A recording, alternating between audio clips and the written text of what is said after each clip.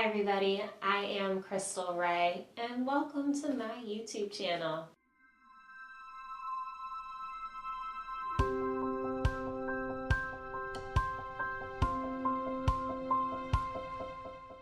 Today I wanted to talk to you about my anxiety story. I've come to realize that I have had anxiety my entire life. I was thinking the other day when I was like 6, 7 years old, I was at my dad's house. At the time, my dad said something about the guy that my mom was dating who ended up being more of like a father figure to me. And whatever my dad said set me off. And next thing I know, I was gasping for breath and all I needed was water. And I just remember sitting there in the room, looking out the window, sipping on water, and I totally just freaked out. And that was a panic attack. And so I'm sitting here 22 years later, and I'm like, dang, I had panic attacks and anxiety back then? What? When I was 8 years old, I ended up in therapy. At the time, I was given a cat by the guy that my mom was dating. And anytime the cat would leave in the mornings, we would let him out. If he didn't come home, it would freak me out. And I'd be scared that everybody was going to leave. And so I'm somebody who, my parents divorced when I was 1. My grandma died when I was 3. I experienced a lot of loss at a really young age. And my mom also worked constantly.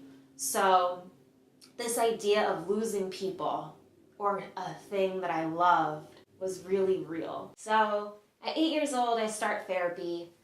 I'm still never ever labeled as somebody with anxiety. And you know what? I think it was truly a blessing for me to go my entire life without ever having that label.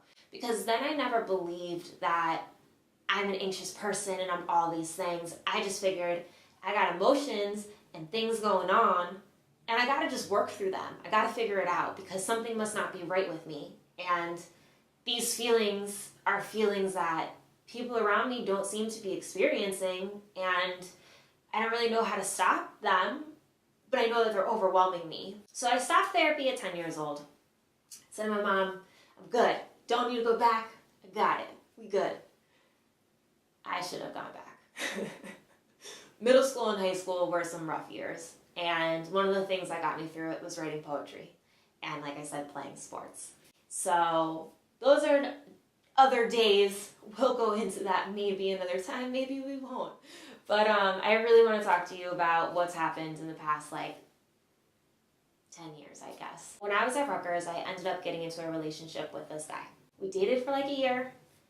It wasn't working out, so we broke up. And in my junior year of college, I did a study abroad in Bolivia. And when I ended up in Bolivia, same guy happened to be there too.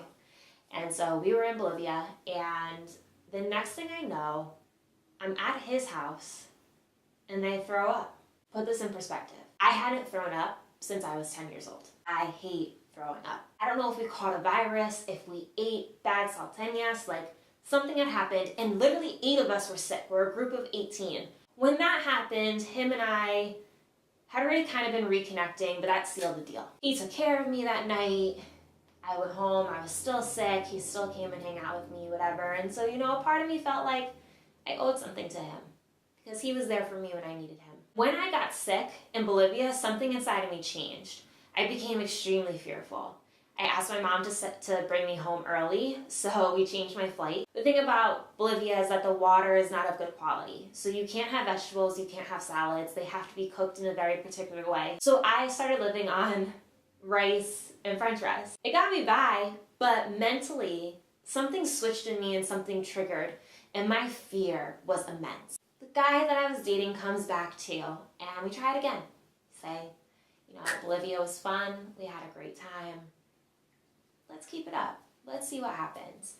And this was the first time in my life that I ever heard something called battered woman syndrome. And what battered woman syndrome is it is when you are in an abusive relationship, but you keep convincing yourself why you can't get it out of it. And this wasn't an abusive relationship where I was getting beat or it was physical, but it was a relationship where both of us were not helping each other. During this time, it's my senior year of college, and I'm totally scared about everything. Like, I am freaking out about graduating.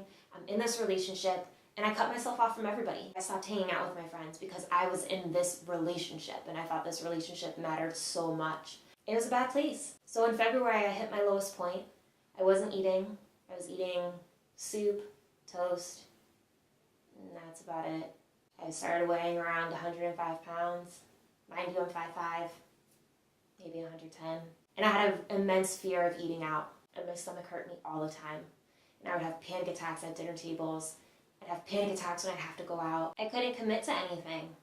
People would ask me to make plans, and I'd have to tell them no. I'll let you know day of if I want to do that, but right now, no. And I never knew how I would feel. I never knew if I would feel up to something. I ended up going to therapy. I would go see 2 different therapists a week. Being mindful has been one of the things that has helped me the most. Being conscientious of my thoughts and my feelings, and just being very much aware. I started off my journey journaling. I had a journal. And I wrote constantly because for years, I was suppressing my emotions. I wasn't letting them come out. And I was using things to help them be suppressed. May I tell you, that just results in a lot of emotions coming back up. I started off focusing on my mind, focusing on my thoughts, journaling, getting my emotions out, feeling my emotions, just going through it, just building myself back up, really learning how to love myself. Because at that time, I didn't love myself. And, the first step that I showed myself that I do love and care about myself was me leaving that relationship. If I truly love myself, I could not be in a relationship like that. So that's my story.